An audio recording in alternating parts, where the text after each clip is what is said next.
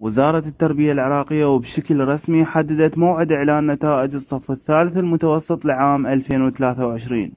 يوم وزارة التربية العراقية وبتصريح رسمي للمتحدث باسم الوزارة كريم السيد أكد بأنه نتائج الصف الثالث المتوسط إن شاء الله راح تنعلن مطلع شهر تموز، يعني بداية الشهر السابع إن شاء الله راح تنعلن نتائج الصف الثالث المتوسط. أكيد إحنا متابعين لكم هذا الموضوع، وأي تحديث راح يصير على النتائج راح ننزله لكم بقناتنا قناة طلاب العراق الرسمية، وما راح نقصر عنكم بأي معلومة. يما يما يما يما يما يما قاسم يما يما يما.